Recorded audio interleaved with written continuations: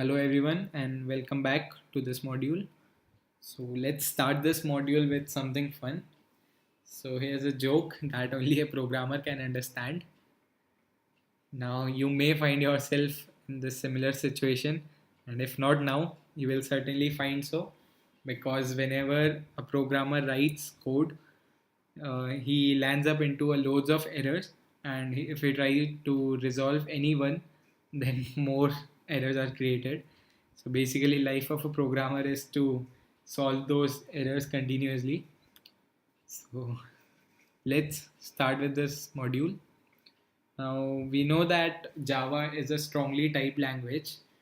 What it means is that in Java, each and every variable, every expression has a certain type, and these types are strictly defined in Java. Now, whenever we do any operation or we do any assignment, then there is always a check of type compatibility. I will tell about this in the later part of the module. First, let's start with data type. So, as we have seen that whenever we declare variables, we give them a type. So one of the most fundamental types in Java are what we call as primitive data types, and these data types are actually built into the language. Now you may think that since they are primitive, then they may be something low level, less important, but no, they are very important because they are the foundation of all the other types that we use in Java. Now, there are four categories of primitive types. First one is integer, the second one is floating point numbers, third one is characters, the fourth one is booleans. So before we see like how no, before we move further, let's see how values are stored in a variable.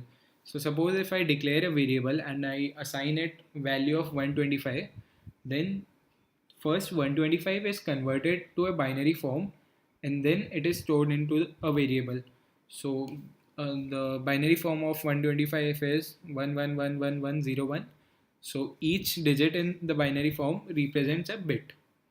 So if I take look into integers, integers are the data type which stores integers as the name suggests. Then we have four types of integers. They are byte, short, int, long.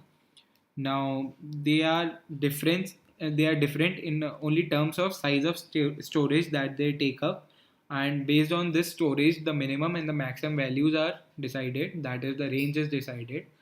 For example, byte we have 8-bit storage. So if you have 8 bits, that is maximum you can have 11111 in all the 8 bits. That leads to the maximum value of 128. So similarly, if we have short, we have 16 bits. So the maximum value will be 2 raised to power 16. And similarly, we have int and long. Now, if you take look at the last column, you have literal format. Now, what is literal is how do you define that value? Suppose if I declare a variable and I write int first num equal to 125. So that num, that 125 is known as literal. How do we define the value? Okay, so in byte, short, and int, normally we don't use any format, but in long we have to write a capital L at the end of the number. So for example, if I am declaring these variable, so in the first example I am giving byte, then the variable name, and I am writing a value. Similarly for short and int as well. Now when I write for long, see I have written a capital L at the end. That tells the compiler that it is a long format, long literal format. So here is a short demo for you. So I have given number 5. So what do you think the data type for this will be? Well, definitely it will be a byte because it is a very small number. We can use short, int or long for this, but it is very advisable to keep short numbers with byte, or like we have to uh,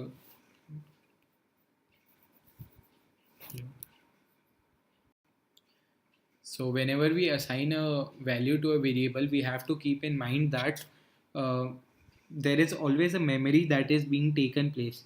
So if I give a smaller number a very big size, a big memory space, that is useless. So if I am giving a very small number, then I should probably use byte. So we can use byte for 5. Then 200, that is out of range for a byte value, so we have to use short. Then we can use int. Then we have long, and whenever we specify a long, we have to put a capital L at the end. So these are the 4 types of integers, and normally we use integers because it has a quite good range, and most of the numbers which we use are covered in this. So the next type is the floating point types. Now these are the types which stores number which has fractional part in it, and we have 2 types of floating point types. The first one is float and the second one is double. The float size is 32 bits and double size is 64 bits. Now the literal format for float is we have to write a small f at the end, and for double we have to write either small d or we don't have to write anything. So in this case I have declared 2 variables, each for one float and one for double.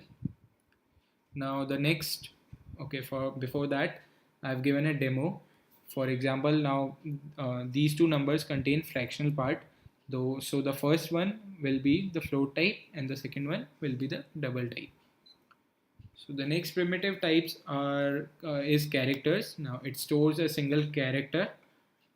We can define the value of character in single apostrophe, and either we can give the value, or there are specific values for certain characters that you cannot directly type on keyboard. So you can specify that value, the compiler will understand and will display that particular character. So next we have boolean. Boolean stores the value of true or false. So for example, I have given a variable here, boolean. I love Java is my variable name, and the value I have assigned is true because it is true in my case. So this was about data types. Now I know that there is so much of theory part, so here's a mood refresher for you. 2 bytes meet. The first byte asks, "Are you ill?" So the second byte replies, "No, I was just feeling a bit off." The second one is 8 bytes walk into a bar and the bartender asks, "Can I get you anything?" The bytes reply, "Yeah, make us a double." So let's move to the second part of our this module. So the second part is type conversions. Now I told you that whenever we perform any operations, we check for type compatibility. So if 2 types are not compatible with each other, they are supposed to be converted. So now we have 2 types of conversions. The first one is implicit type conversion, and the second one is explicit type conversion. The implicit type conversion is a conversion which is automatically performed by the compiler, and these are always the widening conversions. Like for example, if I convert a short storage bit value to a larger storage bit value, for example int to long or from byte to short, so these are implicit type conversion. Now explicit type conversions are the conversions which we have to tell the compiler to do it. For example, like converting a larger storage size into a smaller storage size. For example, converting a long into int or int into a byte. We have to tell the compiler to convert those. Okay. Then implicit type conversion are always widening, I told you. Then if we perform any operation, any arithmetic operation between all the types of integers, for example byte, short and long and int, the result will always be the largest integer. For example, if I perform addition between byte and short, the result will always be in short. And if I do it between byte, int or short and int, the answer will be in int.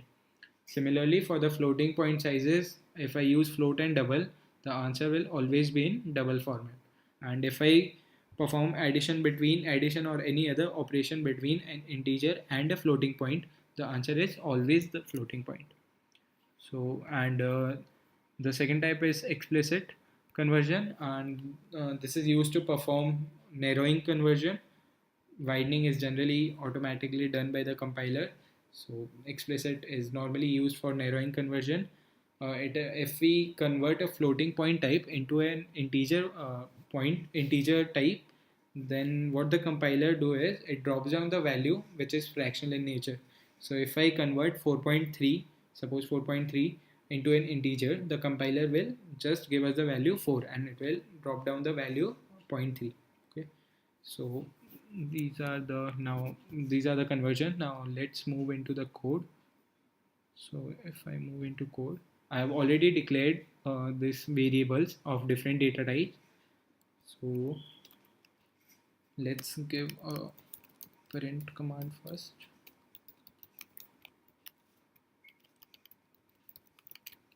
So it will print success whenever there is no error.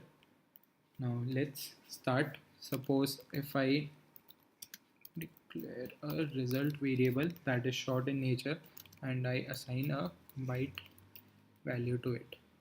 Now when I run this file,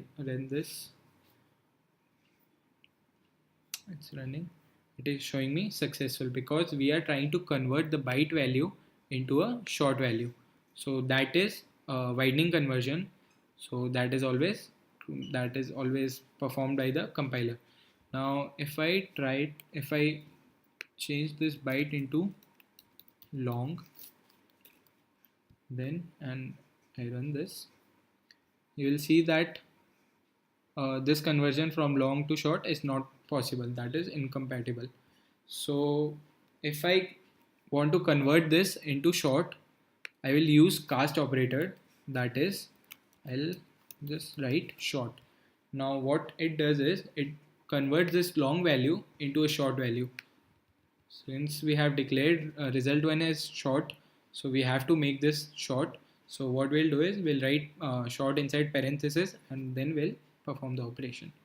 So now if I run this, it will show me success. Let's take another example. Again, I'll give short and take result 2 and let's do some operations. So I'll do an operation. I'll perform an operation between byte and let's say long. So now if I run, we know that it is not possible to convert long to short automatically, and we know that the answer for this operation will always be long because it is bigger in nature. So what I have to do is I have to convert long to short. So I'll just put this in parenthesis and I'll write short in front of it. So now if I run this, it is showing me success. Let's take another example. So now if I suppose I take long and the result 3, let's suppose result 3, and if I try to perform operation between, let's say I haven't declared int, so I'll use byte,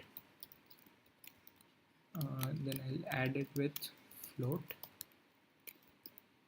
and along with it I'll add a double.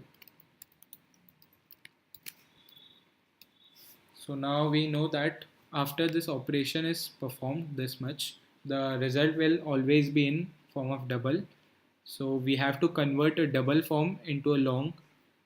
That cannot be done by compiler automatically, since it is showing the error that it is not possible to convert from double to long. So what we'll do is we'll again put a parenthesis around the operation. I'll write long. So now if I run this, it is showing me success. So it is very necessary that all the types are compatible with each other. So this operator is called cast operator and this is used for type conversions. So this was in this module. Thank you.